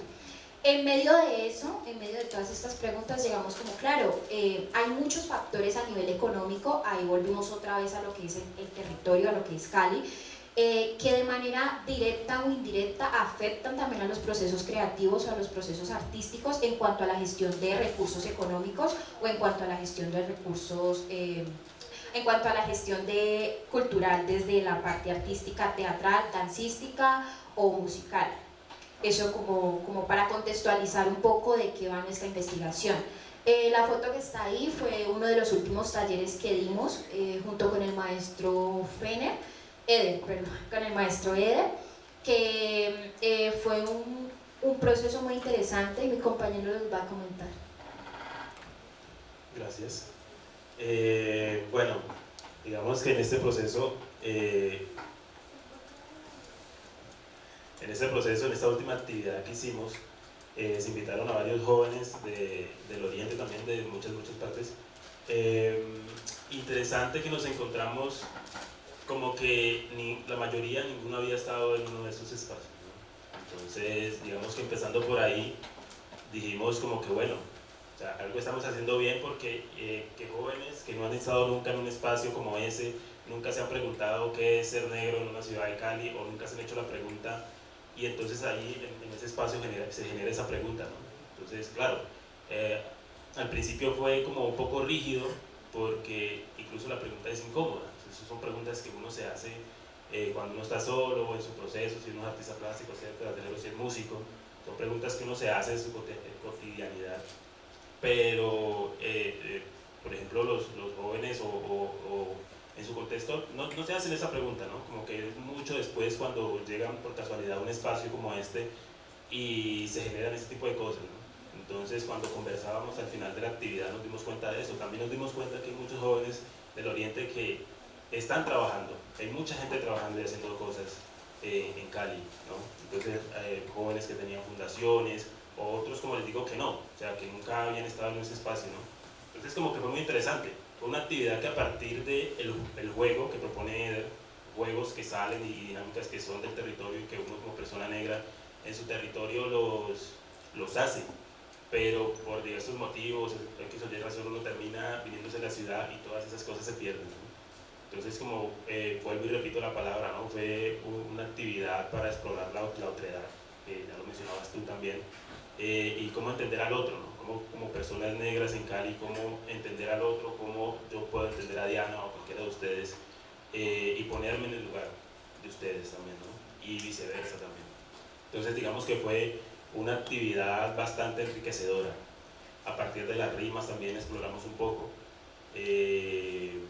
Eder es una persona muy rica como en este tipo de cosas, he explorado mucho el territorio, las dinámicas del territorio, cosas que, como les digo, en la ciudad se pierden por diversos motivos, desplazamiento forzado, buscando un mejor futuro, no sé. Y en ese proceso y en las otras actividades aparecen unos conceptos muy interesantes, conceptos como barrio, territorio, que en las universidades, o al menos aquí en Bellas Artes, apenas están tocando esas cosas, ¿no? Hay muchos jóvenes aquí desde la parte plástica, de escénicas, preguntándose eso, ¿no? ¿Qué es el barrio? ¿Qué es hablar del barrio? Desde la parte plástica tengo muchos amigos que hablan del barrio, ¿no? Y aparece acá como concepto y empiezan a indagar ahí cosas muy interesantes que en cierto punto, desde mi visión personal, creo que Bellas Artes todavía no está preparado como para esta apuesta que están poniendo muchos jóvenes que se acercan al arte, ¿no? Entonces, conceptos como el territorio también. Yo soy un joven que pertenece o es oriundo del Charco Nariño y digamos que siempre exploraba desde allí, ¿no? Como que siempre hablo desde ese punto, ¿no? Desde mi creación plástica, desde mis procesos plásticos, desde mi vinculación con el semillero, digamos que siempre intento que sea desde allí. Intentando un poco también volver al territorio, ¿no? Como uno sale, la gente que sale del territorio está en la ciudad, no tiende a volver por ideas, cosas de que el territorio no es progreso, no sé qué, y muchas cosas implantadas que se van quedando, ¿no? Y en las generaciones eso va quedando, ¿no? Como que para qué vas a ir para allá si ya no hay nada que hacer, ¿no? ¿Sí? Entonces como que al intentar hablar desde allí me parece importante volver al territorio y mirar qué está pasando, ¿no? Lo que la maestra, lástima el tiempo, la maestra Ana ahorita comentaba cosas muy interesantes al respecto, ¿no? Como cosas que están pasando en el territorio y que la gente en la ciudad ni siquiera se entera. Entonces, como que eso es bastante fuerte. Entonces, para mí es muy importante, desde todas las prácticas que hago, estar presente en eso, ¿no? Como ir al territorio, mirar qué está pasando, para poder venir y hablar de lo que realmente está pasando. Uno no puede hablar de territorio ni puede hablar de barrio si uno vive en el centro de la ciudad y vive muy cómodamente y siempre paga taxi, no sé. O sea, es muy complejo, ¿no? Reconocer esas realidades si no estás como presente en ello. Bueno, entonces como que el semillero intenta como también establecer como esas, ya lo decía mi compañera Diana, cómo hacer para que la gente negra asista, vea teatro, ¿no? Los espacios, o hemos identificado y nos hemos preguntado también por qué la gente negra que asiste a ver teatro, que va a ver obras, es muy poca. Es muy poca, nos hemos preguntado eso, ¿por qué es tan poca? Nos damos cuenta que la gente que llega a Cali, que está en el oriente, está ocupada, lo decía la maestra, ¿no? Como que las mujeres negras descuidan a sus hijos porque tienen que alimentarlos, porque van a cuidar los hijos de alguien más. Y el espacio o el tiempo no les alcanza para asistir a espacios culturales, a asistir a alguna exposición, ¿sí? Entonces como que también nos preguntamos eso y no nos hemos terminado de responder cómo o de qué manera podemos nosotros enfrentarnos a eso, ¿no? y actuar en esas circunstancias. Entonces digamos que invitarlos acá y que todos, y fue una gran asistencia de muchos, y nos sorprendió por lo que te digo, o sea, porque hemos identificado que la gente negra casi no va, ¿no? Y eso tiene que ver con una cosa estructural en la que la gente negra, por ejemplo, como lo mencionó, la gente negra que se desplaza a Cali, viene buscando otras cosas, inmediatez, solución económica. Entonces la gente nos viene preguntando que se acaba de hacer teatro, que se acaba de explorar, no se sabe qué, porque pues eso no da dinero, ¿no? Pues es la visión, es el imaginario colectivo. Entonces la gente viene así, buscando sus cursitas en el SENA, técnicos, ¿verdad? Y resolver su vida económica. Entonces nosotros hemos identificado eso y digamos que estamos aprendiendo muchas cosas, entre esas a mirar de qué manera podemos establecer unas dinámicas que nos permitan también a nosotros y darle la oportunidad a otras personas de que puedan también observar desde otras perspectivas y estar presentes también como en el campo del arte y la visibilidad. Bien, en este segundo panel empezamos con una pregunta que se nos hacía por esa decisión que tomamos alguna vez en la vida sobre aquello que nos interesa, ¿cierto? Y se nos preguntó qué nos trajo hasta aquí, ¿cierto? ¿Cuándo y quién? ¿No? Como una pregunta que nos moviliza, pero no de una manera secuencial, sino que da cuenta de una historia, ¿cierto?, de Génesis sobre lo que nosotros nos ocupamos y todas aquellas cosas que implica. De igual manera, también vimos cómo hay la posibilidad de generar esos espacios, llamémoslos así, inusuales, ¿cierto?, donde acontece la magia de la narrativa sobre los dramas de la vida, sobre aquellas cuestiones que pueden incluso ser tratadas y trabajadas desde el arte y, claro está, desde la psicología. Es decir, es un consultorio alternativo que nace para conectar de otras maneras a través del arte. ¿Cómo hacerle contrapeso a aquellas alternativas que se presentan como salida fácil en una ciudad violenta, ¿no? ¿Cómo a partir de las estéticas del habitar podemos reconfigurar y reconocer aquellas cuestiones silenciadas y que puedan recobrar ese derecho de ciudad, ese derecho a la polifonía de voces, ese derecho a democratizar el acceso a la cultura y por ende al arte? De igual manera, como por ejemplo esto anterior y en especial el escenario se convierte en una metáfora del arte que ahora potencia en los múltiples espacios, que ahora es posible pues potenciarlo en los múltiples espacios de una ciudad. En últimas estarías hablando, como bien lo decías Carolina, de una ecología del vínculo, ¿no?, de la otredad. De igual manera, con el semillero nos dimos cuenta de que la gestión cultural tiene múltiples posibilidades, múltiples alternativas y que en manos de estos jóvenes se ha potenciado para podernos preguntar cómo un proceso de la ciudad en sus problemáticas con respecto a pensar, por ejemplo, el ecosistema de la ciudad, ¿no?, el ecosistema de la ciudad que vincula la gestión, pero que lo vincula y que ustedes la han investigado para poder hacer visible lo que ha sido invisible hasta el momento y poder incluso potenciar todas aquellas cosas que suceden en el barrio. La pregunta por el barrio allí es importante, la pregunta por los territorios, la pregunta por el teatro negro, la pregunta por un teatro afrocentrado, ¿sí? Esa gestión cultural desde el semillero para que los jóvenes junto con otros puedan dinamizar sus preguntas, como sus preguntas, ¿no?, pero también las preguntas que acontecen no solamente en esta centralidad que a veces tiene el arte y tiene también la cultura. Potenciar entonces las preguntas de qué es el barrio, el territorio y todos aquellos que nos ayuden a visibilizar lo que está pasando en los territorios diversos de la ciudad.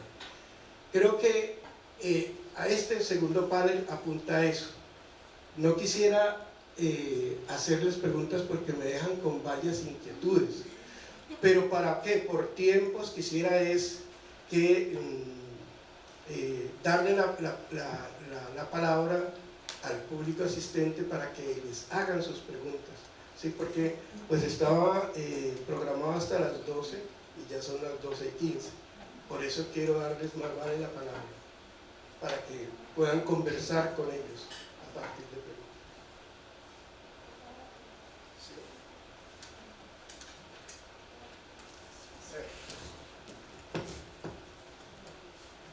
Buenas tardes, pues gracias también por todo lo que nos han compartido. Me alegra mucho saber sobre este semillero y este espacio, conocerlo, escucharles, también sobre la experiencia desde la psicología y de los saberes también ancestrales desde el anterior aporte.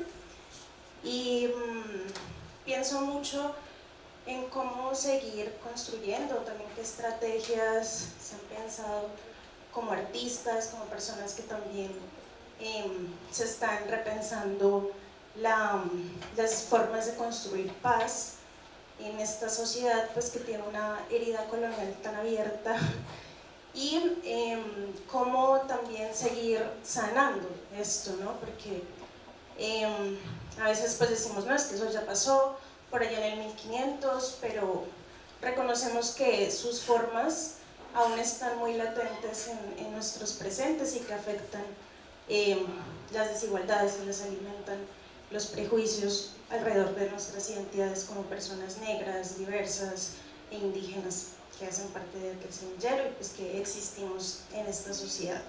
Entonces, ¿qué estrategias habrán ahí para seguir?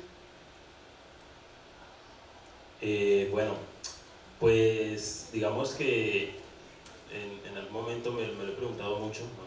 ¿Cómo avanzar, ¿no? Porque a veces uno también se estanca pensando en que querés hacer, pero pues a veces uno se desmotiva también, ¿no? Entonces como que, bueno, uno mantener pues cómo mantener esa motivación cuando uno está en la calle constantemente, como que pasan cosas, la gente te pregunta como que, bueno, ¿y el arte para qué? A propósito de lo que decía nuestra compañera aquí ahorita, ¿no? Pero digamos que yo siempre he pensado que uno tiene que, a propósito de la paz, que la paz no es una cosa estática, ni un momento en el tiempo, ¿no? La paz es algo que se trabaja, se construye. Todos los que han estado aquí en el conversatorio, lo han mencionado de alguna manera, ¿no? La paz es algo por lo que se trabaja constantemente, porque no es algo estático. En el momento en que uno deje de trabajar por eso, nos acabamos, nos morimos todos seguramente. Entonces como que siempre tiene que haber gente que trabaje desde la comunidad, desde el territorio, desde el barrio, los líderes, por ejemplo. Si no hubieran líderes estaríamos jodidos, tantos líderes que han asesinado campesinos, negros, indígenas, ¿no? Entonces como que, y siempre va a haber como esta revolución hacia la paz, siempre va a existir. Y preguntándome eso de que la paz no es algo estático, es identificar también, a propósito de lo que dices, como de cómo nos afecta hoy por hoy los acontecimientos históricos, ¿no? Y eso es algo que sigue latente. O sea, mucha gente dice que no, que eso ya no sucede, no sé qué, pero lo que vivimos hoy por hoy es consecuencia de ello, ¿no? Eso tiene que ver con una cosa estructural, en el que simplemente si nos hacemos una pregunta como de qué manera vive la gente o los niños en los territorios, o de qué manera estudian los niños en los territorios, nos vamos a dar cuenta de eso, ¿no? Que para ir al colegio tienen que coger un potrillo y navegar río arriba, ¿no? Entonces como que a diferencia de la ciudad, que si el colegio te queda aquí al lado, no sé qué, y claramente habrán otras implicaciones allí. Pero solamente haciéndonos preguntas como esas podemos identificar que eso nos afecta hoy por hoy. Eso no es como borrón y cuenta nueva, porque lo que les digo, o sea, es muy diferente. Yo, por ejemplo, estudié gran tiempo en el Chaco Nariño, que como les digo, yo soy oriundo de allá, y muchas veces cuando se crecía el río, no podíamos ir a estudiar porque no había manera. Entonces, es también una invitación, ¿no? A ustedes a hacerse esas preguntas. ¿Cuáles son las dinámicas que suceden en otro lugar en Colombia, ¿no? Que uno diría, bueno, estamos aquí, pero nuestras realidades son totalmente diferentes. Y yo siempre he dicho que a pesar de la realidad individual, el otro nos toca, ¿no? No por eso vamos a desconocer las dinámicas de otros lugares, ni de qué forma viven. Claro, uno podría decir como que eso no nos toca, uno podría decir como que no es necesario conocerlo, cada quien con su realidad, lo cual lo respeto, sin embargo no lo comparto, ¿no? Porque de alguna manera siempre se ha mirado desde los territorios hacia las ciudades y nunca, o al menos hasta ahora que se está gestando esto, nunca ha sido al contrario, ¿no? Cómo la ciudad empieza a mirar hacia el territorio y a migrar esos procesos que suceden acá, conciencias que suceden acá, hacia allá. Y ahorita que el compañero preguntaba en el primer conversatorio sobre cuáles son las dinámicas de los territorios, sí, ¿no? ¿Cuáles son esas dinámicas que se manejan? Me preguntaba que a veces no depende ni siquiera de la gente que vive en el territorio, no depende ni siquiera de los líderes sociales. Claro, se puede hacer algo, pero a veces los territorios tienen las manos atadas, ¿no? Tan solo analizando la economía de los territorios, uno se da cuenta que la economía del territorio depende de la coca, ¿no? Entonces, si abandona la coca, ¿qué hace?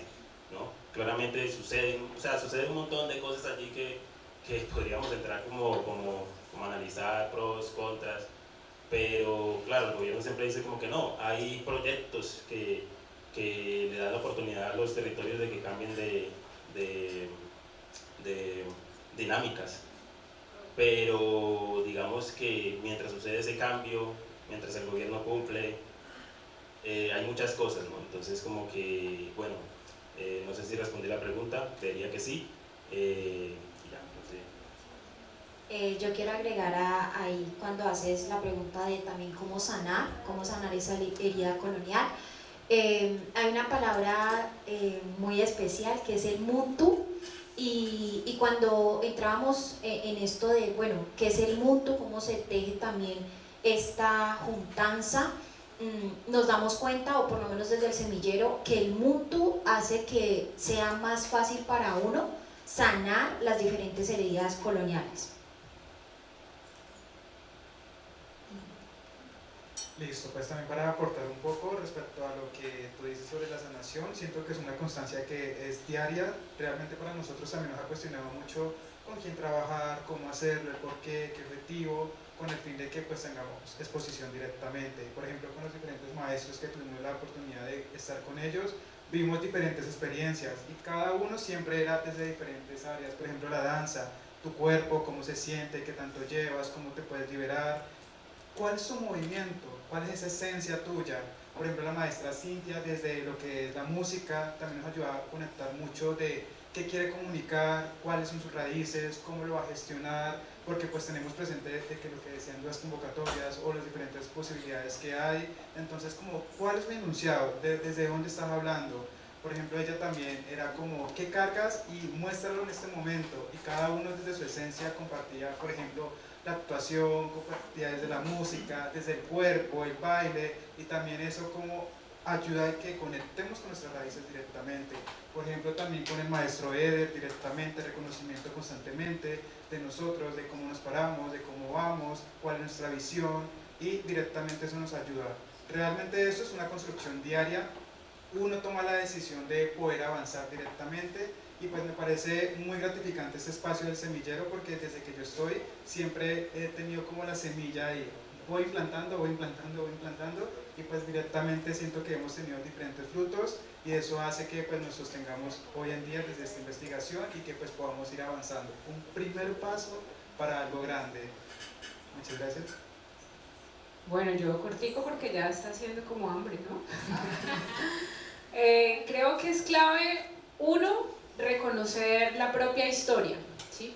Lo que están diciendo ustedes. Y en ese reconocer la propia historia es darme cuenta para qué soy bueno, cuál es mi gracia, ¿sí? Cuál es mi apuesta y qué vine yo a hacer, ¿no? Dos, tener una mirada, ¿sí?, periférica, una observación crítica, sin que nos gane la desesperanza, porque a veces nos focalizamos tanto en el conflicto, en la violencia. No hay nada para hacer, apague y vamos, no, es darnos cuenta de qué pasa afuera, pero manteniendo la esperanza viva y conectando con ese para qué soy bueno, y aquí lo pongo en escenario.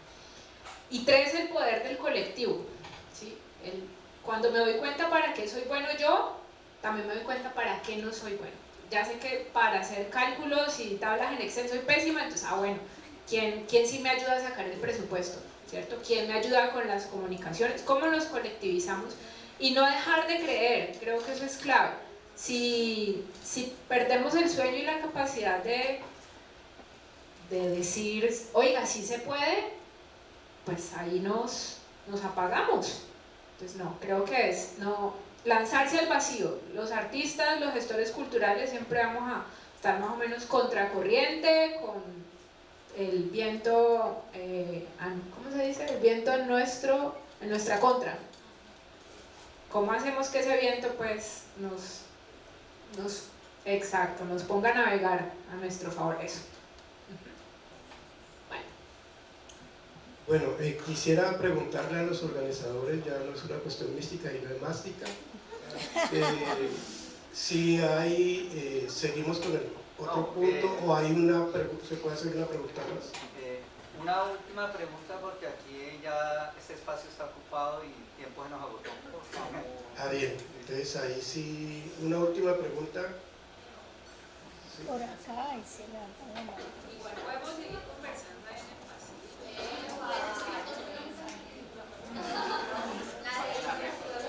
Ella levantó primero. Bueno, muy buenas tardes, qué pena, yo sé que hay hambre, pero acompañando a lo que estás diciendo, maestra, quería averiguar un poco más sobre el proceso investigativo y de creación, como qué aspectos positivos han encontrado en las comunidades que han trabajado, como prácticas o rituales para la creación y la investigación. Ya saliendo, pues sabemos que históricamente estamos entre una violencia de más de 70 años, sabemos, hay cosas muy puntuales. Entonces, dentro de las prácticas o rituales que en estas comunidades emergen, que han encontrado como positivo para el desarrollo investigativo.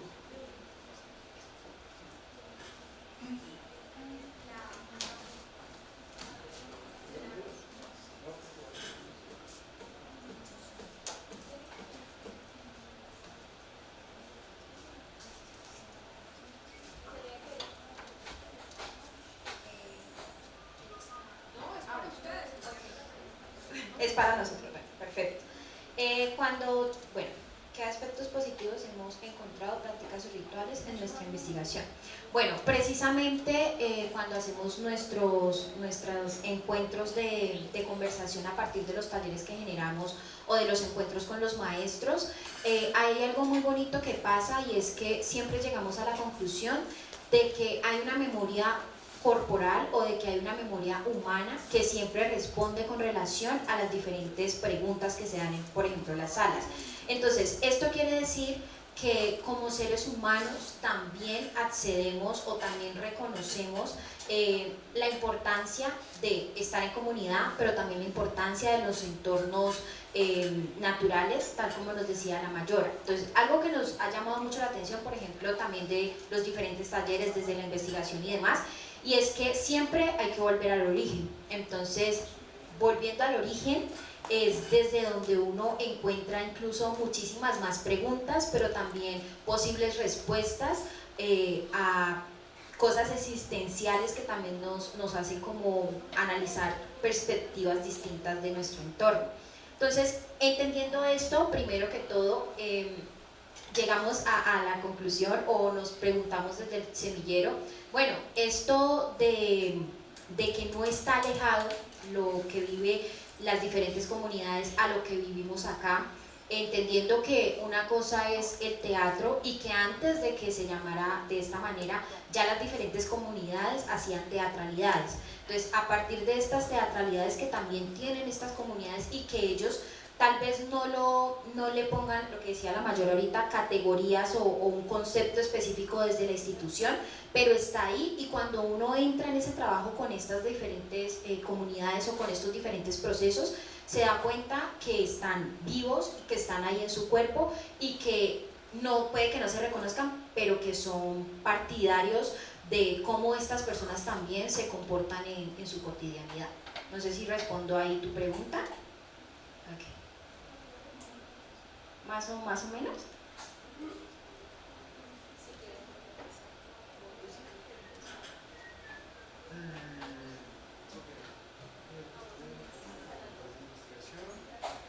Bueno, en este caso pues también tenemos presente que justamente estaba leyendo como ese apartado que tenía justamente acá, y es que acompañamos procesos que están en heridas del racismo, del desplazamiento, del silenciamiento, y lo hacemos desde las artes escénicas, desde los saberes orales, desde la creación colectiva.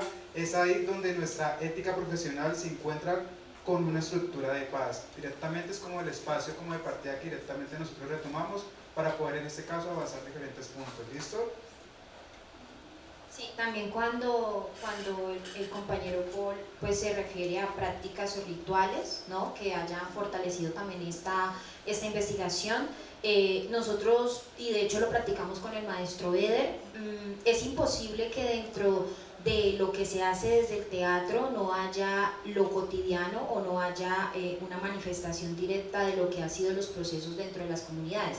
Hablábamos también de cómo desde la antigüedad es el fuego el que convoca o el fuego el que trae a las diferentes familias, a los grupos y demás, y que son procesos también que utilizamos desde la parte teatral para poder comenzar a hacer como estos procesos de investigación, pero que a su vez están consolidados o están fundamentados en las experiencias reales de las personas que pertenecen a las diferentes comunidades, ya sea desde la danza, desde el teatro o desde la música. Bien. No, y que a partir de eso pues utilizamos también nuestras propias vivencias o desde qué lugar nos paramos. También hablamos mucho de la voz como lugar de enunciación y qué es eso que yo también traigo desde mi vivencia para también poder fortalecer los procesos de creación escénica. Bueno, creo que bueno, las prácticas rituales, como ya dijo mi compañera, las hemos explorado bastante, ¿no? Como incluso desde el juego, creo que lo mencioné ahorita anteriormente, como desde el semillero hemos explorado esas cosas, esas dinámicas que suceden en el territorio que en la ciudad no, o que hemos perdido, ¿no? Cosas como el juego, que yo voy aquí a Puerto Tejada, donde vive mi mamá actualmente, y llego y yo soy viví ahí, pero ahorita soy un desconocido, ¿no? Entonces veo a los niños jugar juegos que hicimos en este taller y que muchos no sabíamos cómo jugarlo porque esa cuestión se pierde porque uno migra por diferentes motivos. Entonces uno va a los territorios donde la mayoría de la población es gente negra y juegan estos juegos, los niños juegan eso. Entonces me pareció muy interesante, ¿no? Cómo a partir de estos talleres, a partir de las dinámicas que estamos estableciendo, cómo podemos recuperar esas cosas, ¿no? Y ver en el taller gente de todas las edades, 20, 30, 40, creo que había, y jugar esto, ¿no? Y reconocer y volver a esas cosas que uno cuando era niño hacía, ¿no? Entonces desde allí yo creo que también podemos actuar, ¿no? Que también son prácticas rituales que uno pierde. Bien, entonces agradecemos pues la participación, muchas gracias también porque de verdad que ha sido para nosotros muy enriquecedor, ¿sí?, escucharlos y escucharlas, las preguntas que ustedes hicieron. Pues en este momento creo que le paso ya el micrófono pues al profesor Andrés. A Diana Marcela.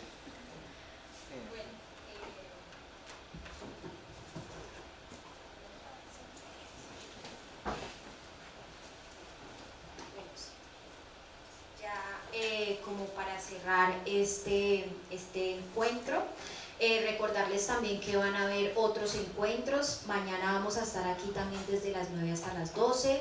El maestro Galindo les va a estar compartiendo por el Hotmail las diferentes actividades que se van a estar dando. Agradecerles también la asistencia y pues ya para dar como una conclusión o un cierre, reconocer que hay diferentes procesos y que cada persona trabaja desde diferentes aristas, pero que todos al final del día estamos convergiendo para también estar en este proceso que es la construcción de la Cátedra de la Paz.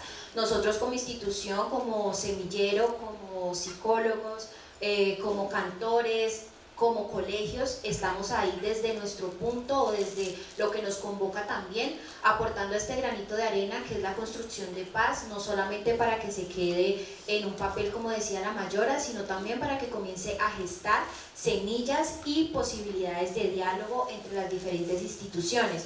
Recordarles también que no, como comunidad no actuamos como individuo. La academia no merece, o el territorio tampoco merece estar desligado de la academia y demás, sino que todos podamos converger juntos y que a partir de esa convergencia entre diferentes grupos, entre diferentes ciudades, entre diferentes aristas, desde lo pedagógico o desde lo teatral o desde la danza y demás, todos podemos construir juntos paz. Muchas gracias. Gracias.